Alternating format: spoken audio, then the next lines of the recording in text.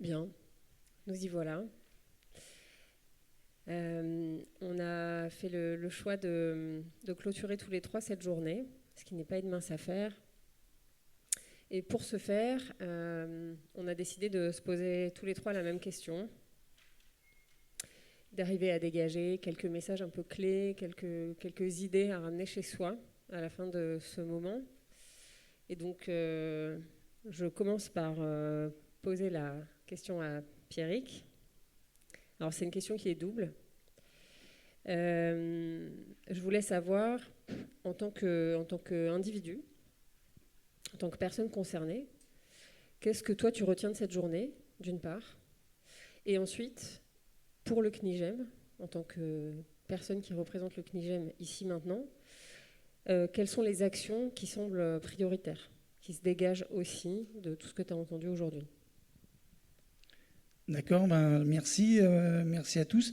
Donc tout d'abord, je tiens à excuser Raphaël Berthaud, qui est donc le secrétaire du CNIGEM, qui est adhérent dans un GEM donc, en Bourgogne-Franche-Comté et qui a malheureusement pas pu être parmi nous aujourd'hui. Donc je le remplace au pied levé. Donc, alors concrètement, moi j'ai pris un peu des notes sur cette journée-là et voilà, je vais vous dérouler un petit peu rapidement ce que j'ai pu noter. Alors bien sûr, on est tous d'accord pour le grand intérêt de cette journée et puis du thème précisément. Donc moi, dans ce que j'ai pu noter, j'ai repris un peu aussi les différentes interventions qu'il y a eu dans la journée. Et par exemple, celle aussi de M. Lopez sur ses propos. Et je crois que Serge aussi a fait un rebond aussi là-dessus. Sur des thèmes qu'il y a quand même depuis quelques années.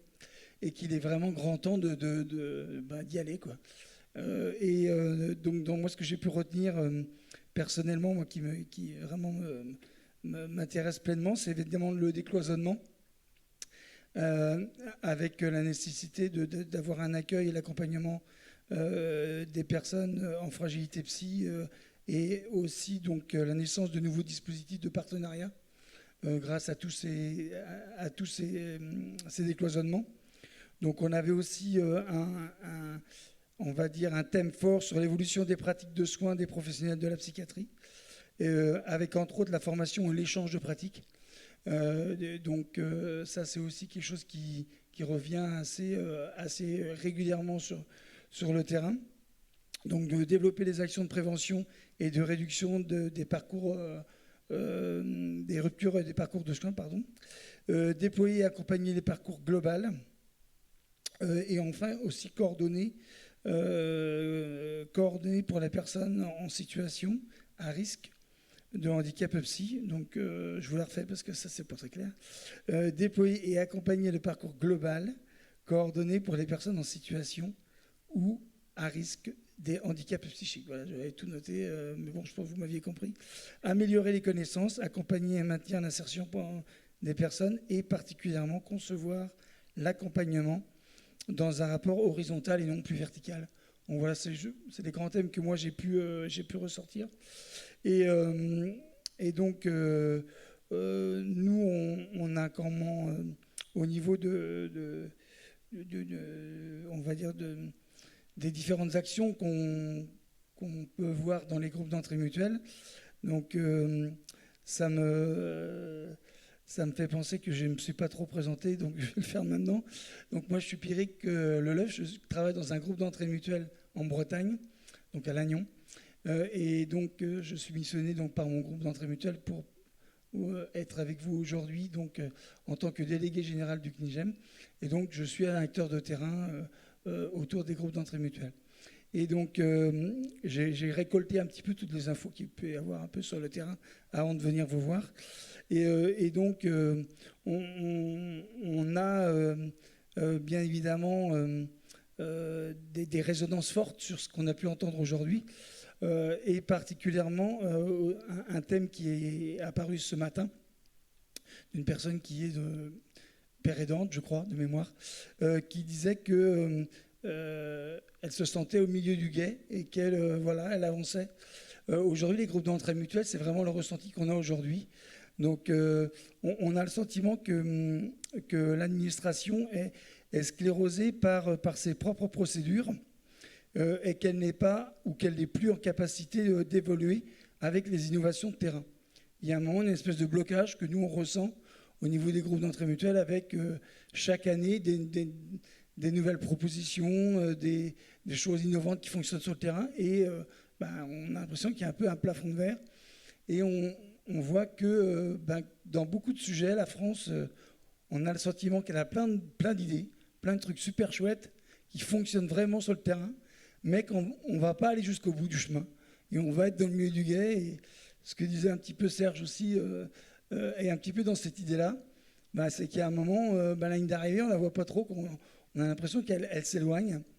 Donc, je crois qu'aujourd'hui, on devrait se dire que voilà, c'est un nouveau départ et que ce départ-là, on y va tous ensemble et on va aller vers l'arrivée, clairement. Je crois qu'il faut vraiment qu'on ait tous cette volonté, tous ensemble, de dire que voilà, c'est possible. On s'aperçoit que on est tous plus ou moins sur la même longueur d'onde. Et donc, sur un autre propos, on a eu aussi une idée en disant que chacun doit faire un pas vers l'autre et respecter le besoin et le temps et le rythme de chacun pour pouvoir avancer. Et que pour qu'une relation fonctionne, il faut connaître les besoins de l'autre. Donc, effectivement, ça c'est un des principes importants aussi au CNIGEM, puisque le CNIGEM est un collectif. Donc, c'est un petit peu particulier pour nous. Donc, je fais juste une petite aparté. Donc, pourquoi on a voulu être collectif ? Parce que nous, on ne voulait pas de fédération, parce qu'on ne voulait pas quelque chose de vertical. Dès le départ, dès la naissance du CNIGEM en 2008, on s'est dit, on est un collectif avec l'ensemble des acteurs. Donc, quand on fait des réunions, vous avez majoritairement des acteurs des GEM, des salariés des GEM, des parrains, des gestionnaires, des structures du médico-social, des structures du sanitaire, et on essaie de tous travailler ensemble. Alors, c'est pas simple, je ne vous le cacherai pas, on voit, nous, aujourd'hui, quelques points de blocage, et particulièrement sur l'état des groupes d'entraide mutuelle en France aujourd'hui. Donc, on a sorti une grande étude nationale fin d'année, là, et ça montre quand même des points vraiment importants, qui est que on a un outil qui est vraiment très enrichissant, très performant sur le pouvoir d'agir, toutes les actions qu'on peut faire sur l'autodétermination des acteurs des GEM. Mais on s'aperçoit que il y a plus des 3/4 des GEM en France aujourd'hui qui sont gérés par le social et qui sont gérés par le médico-social et le sanitaire. Donc ça veut dire qu'aujourd'hui, on a un outil qui fonctionne à 20% de ses possibilités. Pourquoi ? Parce que on voit qu'il y a des difficultés avec... je rebondis un peu sur ce que disait Serge aussi tout à l'heure, mais c'est vraiment une réalité. On a sanitaire et on a aussi le médico-social qui ont du mal à lâcher prise, à laisser les patients devenir des acteurs réellement de leur vie, de leur parcours de soins, de leur rétablissement.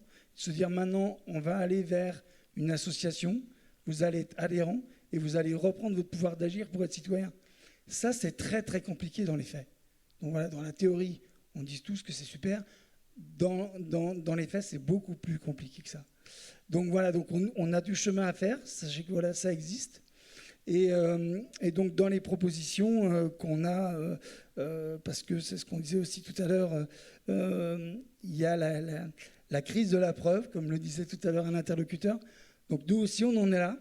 Donc on doit aussi essayer de trouver des financements, de se bouger pour proposer une étude sociologique, par exemple, pour les personnes fréquentant les groupes d'entraide mutuelle et voir quel potentiel ça leur amène sur le long terme, sur les 5 à 10 ans, avec une cohorte, etc. Donc bien évidemment, sur le terrain, c'est très compliqué.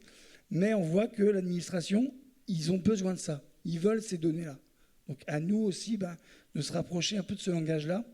Et puis autrement, on a aussi l'idée de proposer une action expérimentale afin de faciliter l'analyse des actions des différents acteurs des GEM. Et qu'est-ce qui fonctionne vraiment bien dans ce qui va permettre le développement réel et durable du pouvoir d'agir des acteurs des GEM. Analyser tout ça pour essayer d'être bien sûr plus performant. C'est pas quelque chose de contrôle ou quoi que ce soit. C'est pour se dire, voilà, ça fonctionne bien. Il y a des données probantes. Et maintenant, on veut avancer. On veut qu'il y ait plus de groupes d'entraide mutuelle sur le territoire. Qu'on veut des groupes d'entraide mutuelle qui soient... aujourd'hui, il y en a un petit peu moins de 800 en France. Il faudrait qu'il y ait le même pourcentage, le même nombre de GEM pour les moins de 30 ans, par exemple. Parce que là, on voit qu'il y a une crise de la jeunesse au niveau de la santé mentale qui est énorme. Et les groupes d'entraide mutuelle d'aujourd'hui ne peuvent pas absorber les gens qui arrivent. Il y a trop de monde. Donc, il faudrait développer tout ça. Donc, ça, c'est une des demandes qui serait faite. Je termine. Et donc, voilà. Donc, ce que je voulais proposer aujourd'hui, c'est 2 choses. D'une part, vous dire à tous les professionnels qui sont ici qu'il y a des groupes d'entraide mutuelle sur tout le territoire et qu'on vous invite bien évidemment dans votre cursus de formation ou quand vous avez un moment avec des collègues, n'hésitez pas à aller visiter le groupe d'entraide mutuelle qui est près de chez vous pour voir comment ça fonctionne, voir le pouvoir d'agir qui est mis en place. Et ça peut donner des idées et ça peut aussi donner aussi des actions dans le futur qui peuvent être intéressantes. Et la deuxième chose, c'est un des points aussi qui me semble très important, dont on n'a pas trop parlé aujourd'hui, et moi-même étant formateur premier secours en santé mentale, cette formation, elle est très très importante dans la déstigmatisation et dans le fait qu'on est sur une posture horizontale et que là, la santé mentale, on s'aperçoit qu'elle est là pour tout le monde, que tout le monde en a une. Et que quand il y a ces formations où on parle de secourisme, et là, on est tous égaux. On est tous sur un pied d'égalité et on parle tous de la même chose. Voilà. Donc, merci de m'avoir écouté. Donc, je vais passer la parole à Philippe. Donc, d'après toi, qu'est-ce que tu as pu retenir de cette journée, toi, personnellement, et puis après, collectivement, en tant que président d'Advocacy? Personnellement, j'ai beaucoup écouté, j'ai fait le constat, je me suis beaucoup retrouvé dans les paroles de Maxime, la Maison Perger, parce que je vais avoir 70 ans, et il y a 30 ans, je dirais, j'avais déjà le même discours que Maxime, et là, je me suis dit, tiens, c'est marrant, il dit la même chose que moi, enfin plus ou moins, avec des nuances, mais il y a 40 ans. Donc ça veut dire que quand même, il y a encore beaucoup de boulot à faire et qu'on en est encore là. Et je trouve que, bougeons-nous les copains.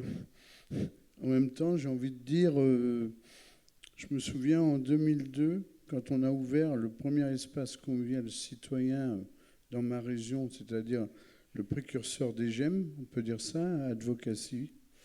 On a ouvert un GEM. J'avais dit dès le départ à tous les messieurs au col blanc qui étaient là, pas de miroir aux alouettes, on est avec des humains, on n'est pas avec des boulons. Coup de bol, j'aurais jamais cru que ça aurait pris l'ampleur que ça a pris avec la pérennisation à travers la loi de 2005. Pour une fois, on reconnaît les personnes en situation de handicap ayant des difficultés mentales. Je me dis, bon, ça y est, il y a quelque chose d'avancé. Et aujourd'hui, moi, ce qui m'a plu, c'est qu'on se cause. On se cause. Qu'est-ce que ça fait du bien de se causer, de se regarder dans les yeux, sans avoir d'a priori.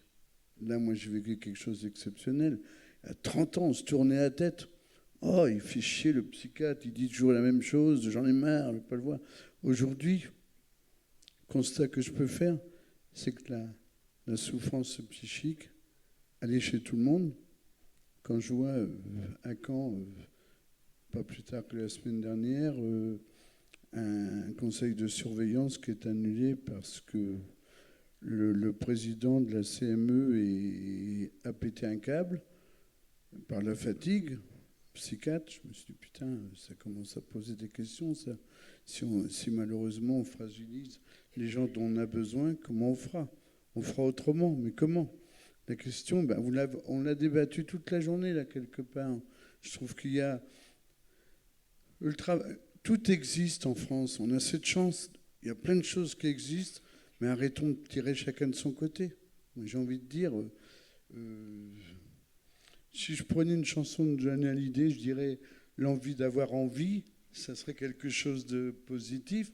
Et si je voulais être négatif, je prendrais une chanson de Dalida, Paroles et paroles. Et ben non, il faut qu'on avance. Il faut qu'on avance, il faut qu'on y aille ensemble et puis qu'on fonce. Et j'ai envie de dire, demain nous appartient et demain sera ce qu'on veut que ce soit. Ensemble, on y arrivera. En 1974, j'ai adhéré au Parti communiste. On a commencé à essayer de faire un programme commun. Eh bien, faisons un programme commun ensemble. Il n'aura pas le même sens, mais allons-y dans la même vision. Usagers, professionnels, même combat, avec chacun son histoire, chacun sa personnalité. Oui, la différence, il faut qu'elle existe. Il faut qu'elle continue à exister.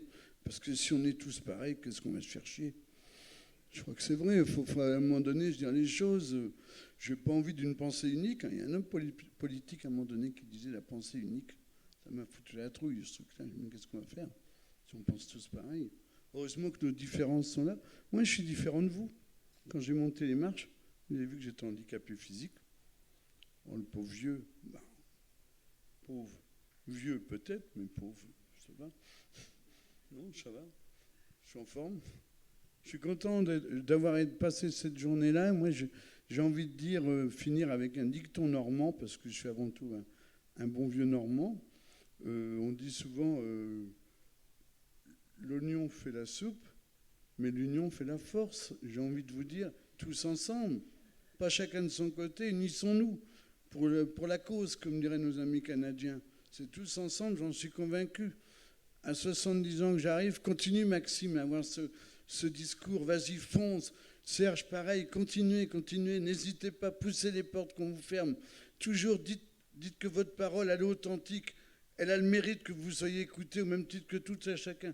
Non, vous n'êtes pas à part, vous êtes des gens entièrement, vous n'êtes pas des gens entièrement à part, vous êtes des gens à part entière, et je le suis aussi, malgré les difficultés.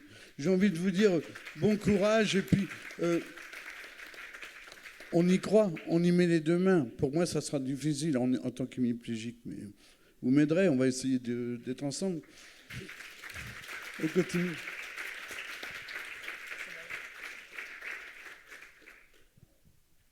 Ok, merci beaucoup Philippe, merci Pierrick. Alors du coup, moi je vais répondre moi-même à cette question. Déjà, en tant que jeune psychiatre, en tant qu'individu, qu'est-ce que je retiens de cette journée ? Déjà, j'ai envie de dire, le simple fait que cette journée ait lieu, c'est la preuve que la mutation est possible. Et j'insiste pour dire que ce n'est pas une mutation idéologique. Ce que je retiens de tous les échanges, c'est qu'en agissant sur certains leviers, on peut générer la mutation. D'abord, il y a eu plusieurs exemples cités dans les différentes tables rondes qui montrent que l'hôpital n'a plus tellement une place majoritaire dans les pratiques de soins. Donc ce que je retiens, c'est qu'il faut sortir la psychiatrie de l'hôpital. La psychiatrie, elle doit faire de la prévention pour éviter les crises, éviter les hospitalisations, parce que la place des personnes qui vivent avec des troubles psychiques, elle n'est pas à l'hôpital. La psychiatrie doit travailler en partenaire avec d'autres professionnels, les IPA, les pères aidants, les juristes, les psychologues, les paramédicaux, les associations d'usagers, dont les GEM, les services médico-sociaux, les élus, les médecins, etc. Créer des alternatives aussi à l'hospitalisation. Et au global, pour les personnes concernées, ce que je retiens, c'est que la place de la psychiatrie en tant que médecine, elle est modeste et elle est complémentaire des autres acteurs. Ensuite, je retiens que les patients experts, patients enseignants, les personnes concernées rétablies et les autres partenaires que j'ai déjà cités, juristes, psychologues, psychomotriciens, IPA, etc., c'est des vecteurs de changement de la posture médicale. Le fait d'être formé par d'autres personnes en interprofessionnalité, d'autres manières, ça fait bouger les places, ça fait bouger les postures. Et quand je parle de posture, je retiens qu'elle est triple. En fait, elle peut être à la fois psychique, comment on se pense, comment on pense l'autre. Elle peut être physique, comment on se tient face à l'autre, comment on le touche peut-être. Symbolique aussi par le langage, comment on se définit, comment on a envie d'être défini, comment on définit l'autre. Et ces changements de place, de posture, ils sont un changement, enfin ils apportent, ils sont moteurs de changement dans la relation qu'on a avec les personnes concernées et de changement dans la façon dont on les accompagne, que ce soit en termes d'organisation, que ce soit en termes de pratique. Et ça me fait penser à une citation de Max Planck qui disait « Quand vous changez votre façon de regarder les choses, les choses que vous regardez changent. Et en fait, c'est exactement ça dont il s'agit. Il s'agit de bouger, de changer de place pour essayer de voir les choses autrement. Et ce changement de place, il est possible sans annuler les savoirs de l'autre. On peut tous avoir une place. Après, c'est une prise de risque. Et du coup, il faut que ça se fasse dans la confiance. La troisième chose que je retiens, c'est qu'il faut repenser le rapport aux données probantes. On en a parlé pendant la dernière table ronde. La construction des données probantes, elle engage certes des savoirs scientifiques, mais aussi des savoirs expérientiels. Et donc, pour les construire, il faut se donner les moyens de recueillir le vécu issu de l'expérience. Donc, reconnaître la valeur des savoirs expérientiels dans la construction des données probantes, dans la transformation des pratiques aussi. Quand on parle de données probantes, quand on parle de pratiques probantes, on parle de pratiques évolutives aussi, pas de vérité. En fait, elles émanent de données qui sont chargées de valeur, donc il y a toujours une composante individuelle parce qu'elles émanent d'une communauté de chercheurs. Après, c'est Vincent qui disait, en fait, qu'est-ce que c'est une bonne pratique ? C'est une pratique éthique qui respecte les droits, qui est reconnue comme efficace aussi par les scientifiques, les soignants, les usagers, les aidants, les décideurs, quelque chose qui est attractif pour tout le monde. Et enfin, elles ne peuvent pas à elles seules résoudre les problématiques individuelles de santé mentale sans les actions des politiques sur les déterminants sociaux de santé mentale. On ne peut pas, tout résoudre à nous seuls simplement parce qu'on a des recommandations de bonne pratique. Et enfin, la dernière chose que je retiens, c'est que dans la lutte contre la stigmatisation, la responsabilité, elle est collective, mais elle est aussi individuelle. Et un moyen de lutte qui est reconnu comme efficace, c'est le contact social. Donc il faut qu'on crée des espaces de rencontre, comme aujourd'hui par exemple, des moyens de rencontre accompagnés avec les personnes concernées rétablies. Le travailleur pair, par exemple, il est dans une équipe et son savoir d'expérience est reconnu. C'est Nicolas Delbert qui en parlait. Ça permet qu'il change ses représentations sur lui-même, sur l'institution dans laquelle il travaille et aussi les représentations que l'institution a sur lui. Après, en tant que membre de la JPJA, quelles sont les actions prioritaires qu'on identifie au décours de cette journée ? Alors, ce qu'on définit comme action prioritaire, ça va être ce qui est accessible et ce qui est accessible à court terme, c'est-à-dire qu'est-ce qu'on peut mettre en place rapidement. Et c'est tout ce qui va faire bouger les postures. Moi, j'ai l'impression que c'est un peu le dénominateur commun. Ce qui ressort de cette journée, c'est bouger les postures de chacun. Donc, ce serait, par exemple, reconnaître officiellement les nouveaux métiers, les IPA, les pairs aidants. Ça passe par la reconnaissance d'un statut. S'appuyer sur les nouvelles compétences, par exemple le case management, développer les coopérations interprofessionnelles dans les pratiques de soins, dans la formation, former les équipes et les accompagner pour qu'elles travaillent avec des pairs aidants, systématiser l'intervention des patients enseignants dans les actions de formation initiale, en deuxième, en troisième cycle, des études médicales, mais aussi en formation continue auprès de l'ensemble des professionnels en santé mentale et utiliser les outils concrets qui existent pour transformer les pratiques de soins. Quand je dis ça, c'est par exemple engager une démarche d'évaluation du respect des droits en utilisant le programme Quality Right, travailler avec les directives anticipées, écrire des plans de crise conjoints, etc. Et pour mettre ces actions prioritaires en place, ce qu'il faut, c'est l'envie, tu viens de le dire Philippe, la volonté de changement en tout cas. Alors ce changement, je le disais, c'est une prise de risque, donc il faut qu'il y ait la confiance non seulement dans le changement, mais aussi dans les partenaires avec lesquels on le porte. Il faut de la persévérance pour embarquer les gens, pour les convaincre, de la patience, parce que le processus de changement, il est long. Et il faut aussi de l'humilité. Et là, je reprendrai les mots d'Alix Chopin, qui parle de posture humble et désarmée. Il faut accepter l'inconfort. À la JPJA, on a réuni ces conditions et on s'est entouré de partenaires qui partagent aussi ces valeurs. Alors j'en profite pour remercier vraiment du fond du cœur et au nom de la JPJA tous les partenaires et tous les intervenants qui ont participé très largement à la construction de cette journée, qui n'aurait pas pu avoir lieu sans eux. Je m'associe à Déborah aussi pour remercier les membres du conseil d'administration de la JPJA qui se sont mobilisés pour que cette journée ait lieu. Je remercie Lisa Mandel et puis Valérie Cordier aussi, qui nous ont fait profiter de leur talent d'artiste. Je vous remercie aussi, vous, d'être venus toutes et tous aujourd'hui, puis d'être restés, malgré les quelques minutes de retard qu'on a. Et il y a quelqu'un que j'ai envie de remercier aussi tout personnellement. C'est Déborah Seban. Pardon, c'est un peu émouvant, parce qu'on achève 10 ans d'expérience associative. Et je pense que la JPJA ne serait pas là si on ne s'était pas rencontrés. Pardon. Enfin, je terminerai en disant qu'on a pris l'engagement collectif de rédiger un appel qui reprendra les actions prioritaires qui se dégagent de cette journée Et donc, je remercie l'ADESM, Advocacy France, la FEP, l'Asso des jeunes magistrats, l'Amphipa, l'API, le CCOMS, le CNIGEM, le CNUP, la Maison Perchée, le Psychom, Réagir, le RESPAD, Santé Mentale France, la SFE-ADA, l'UAFS et l'UNAFAM d'avoir accepté ce défi. On est convaincus que l'identification d'un socle commun d'action prioritaire porté par autant d'acteurs est possible et que ça donnera du poids à la démarche et surtout un élan positif dont on a tous besoin et qu'on croit profondément vital pour nous tous. Voilà. Merci, merci, merci.